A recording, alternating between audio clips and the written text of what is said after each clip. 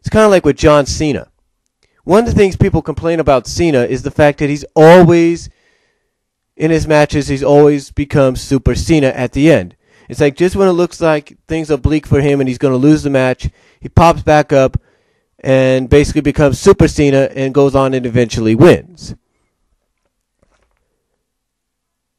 And again, whether we like it or not, that's always going to at times be basically, I guess, in a wrestling term, 75 to 80% at the mold that it's always going to be used, no matter what you think of it. And the same goes for comics. Now, continuing on, quoting Game Boy Age, and I quote, "The only way to break that is to have Sonic die or lose a leg or something. I don't really see that happening ever. You break the mold and the comic dies. Now, sure, you can make that eventually go on for a number of years, toss in a ton of drama, and get to that eventually, but it's still the mold." Continuing on, quoting Game Boy Sage, "My concern has always been less about this mold. My concern has always been less about this mold and more about the characters Flynn plans to kill in order to reach that eventually. Drama I can handle in doses. Drama is fine. While it's possible for almost anything to end up happily ever after, you can't make a happy ending with you. While it's possible for almost anything to end up happily ever after, you can't make a happy ending out of a death of a character. They are gone. Always, forever. At least according to Flynn, who said anyone he kills stays dead. I really don't want to see that happen to Sally or Nicole or anyone else. Just for the simple reasoning of breaking the mold or cleaning house or anything else in the Sonic universe." Okay, so basically, excuse me for a second.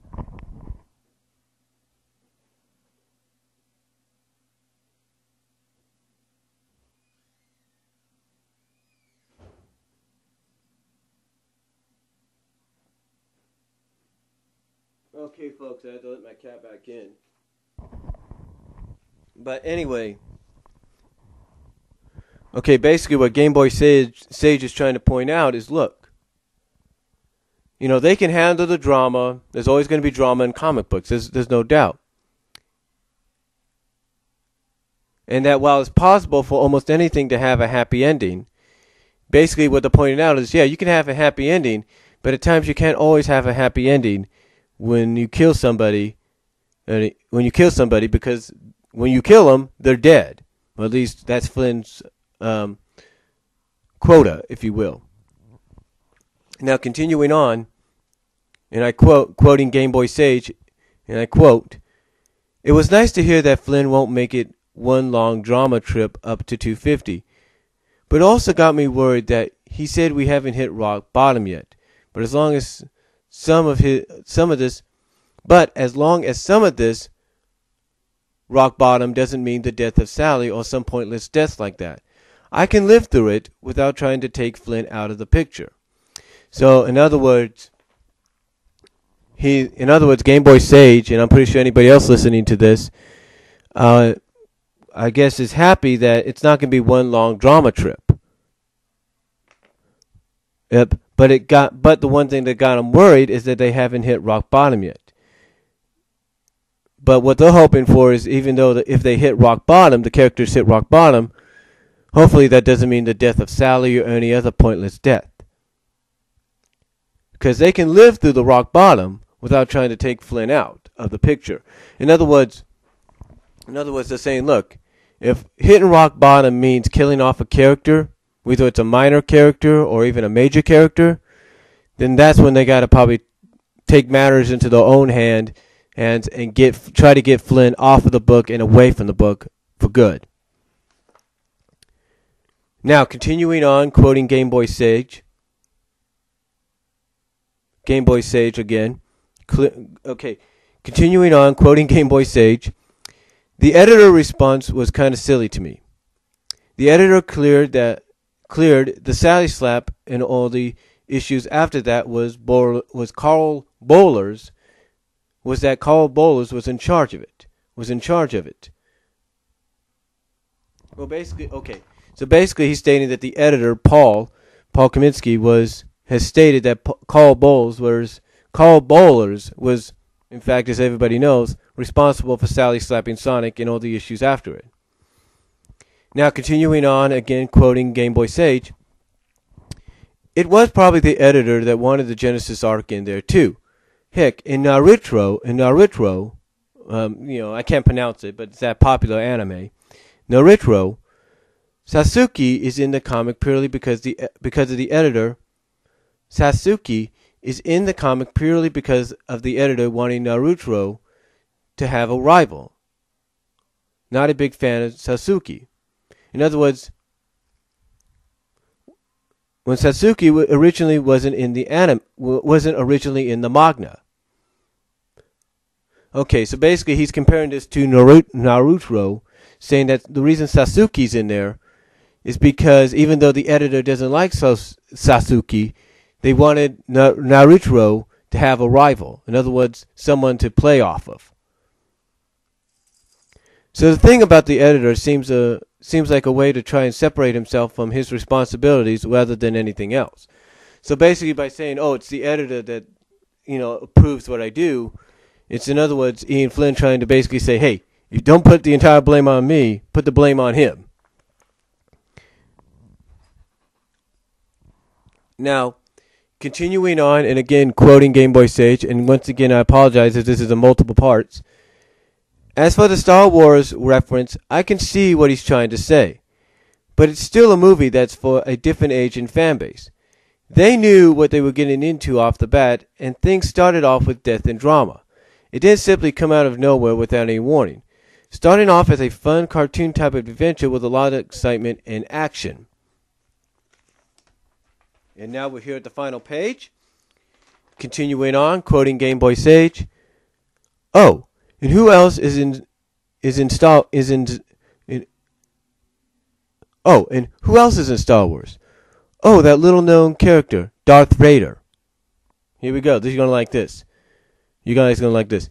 Someone who started out as a good guy, got brainwashed into turning evil, and got trapped into a full body metal suit for the rest of his life, and did horrible things obediently for his masters for years to come. At the end, he sacrificed his own life to save someone he loved and to bring peace to the world. And then they put in little quotation marks, stares at Mecha Sally. Yeah, I hope the similarities with Star Wars aren't really as much as I'm thinking it is.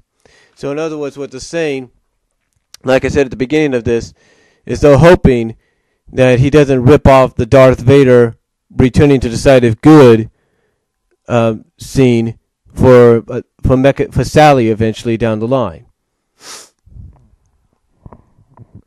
Now, continuing on, as Game Boy Sage finishes up, and I quote, lastly, I can understand Flynn wanting to take the blanket away, and even getting excitement from knowing that so many people are worked up, upset, and unsettled with his stories. Now, taking the blanket away, I can understand, but as long as it stays that way with a few injuries as the story moves on, I can live with it. However, if he actually decides to have characters start to actually die as we get closer to 250, or heck, as early as 234, then the blanket isn't the only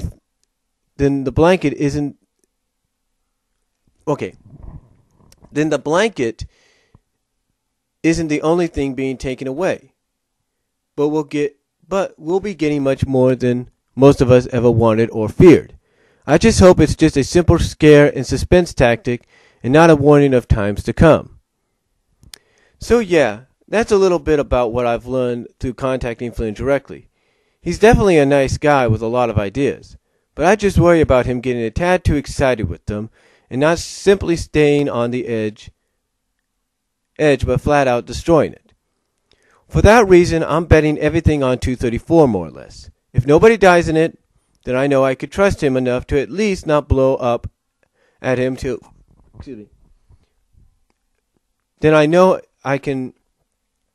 Then I'll know I can trust him enough to at least not blow up at him until the actual comic comes out, not go off simply from the descriptions for the comics to come.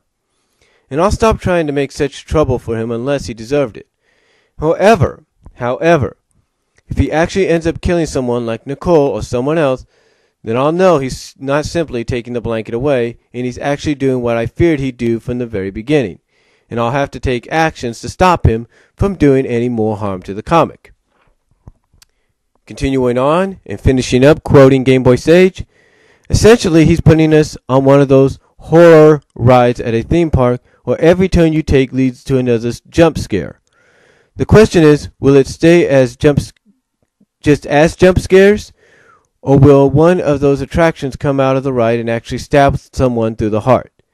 Either way, guess we'll find out next month. So basically, Game Boy Sage is saying there that overall what they're saying is they're basically to kind of use an expression. They're betting to use an expression. The Game Boy Sage, and I'm sure anybody else listening to this and probably read that submission on DeviantArt, is an agreement of basically expression-wise, betting the house on what Ian Flynn does next issue. Now, again, reading all that, and again, I apologize if this is in multiple videos, but reading all that, I can understand where Ian Flynn is coming from, and obviously so can Game Boy Sage. But the thing is, for a lot of fans, whether they like him or not, 234 is going to be the issue in the eyes of many that makes you wonder whether or not he's just scaring us, keeping us in suspense, or if he's actually going to pull the trigger. You see, we don't really know what he's going to do next. Now the thing is, for Ian Flynn to actually admit to somebody that there are similarities to Other M, that is saying something. At least he's finally coming out to admit there are similarities. And I'm pretty sure he realizes there will be similarities to come. More similarities, that is.